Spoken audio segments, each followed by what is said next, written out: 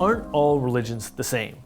Now just take that word religions and replace it with sport or sports. Aren't all sports the same?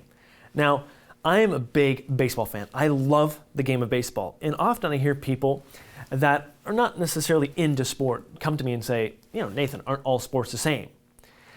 It's an interesting observation because, well, in one sense they say, Nathan, look, you've got a ball in all these games and the objective is to get the ball into the goal or get the ball into the hole. And whether you've got to throw the ball or hit the ball with a stick, it's the same thing. All sports are the same.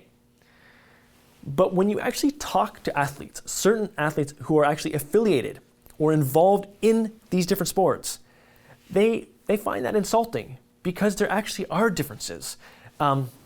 Take the game of cricket and baseball for a moment here. Now, I am a Canadian. I lived in England for a few years. And I remember when I moved to England, many of my friends here in Canada would say, Nathan, hey, you should definitely get involved in cricket because if you're good at baseball, the same would apply there. You'd be an amazing cricket player.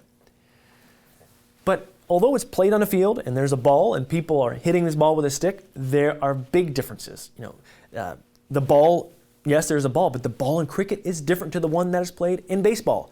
Yes, there's the man who throws the ball, but even the title there. In baseball, it's called pitcher. In cricket, it's called a bowler.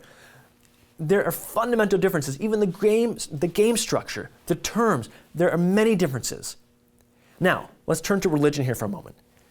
One of my colleagues, Os Guinness, says there are differences, and the differences make a difference.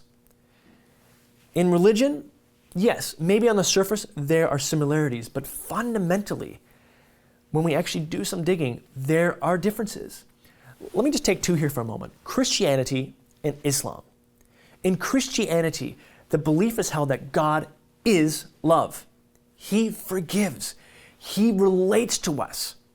We have the story of a God who actually sends his son in, God, human flesh, Jesus Christ, in our space and time, first century Palestine, to relate to us. You compare that idea, that fundamental belief in Christianity to Islam, and that is blasphemous. This idea that God would relate to us, that is a no-go zone. We do not talk about that in Islam, nor do we talk about God forgiving us or God who is love. That is blasphemy. Now, the idea here is not to sort of say, hey, so here we have a comprehensive idea of both Christianity and Islam. No, that's not it. But it is to say that, again, there are differences, and the differences make a difference.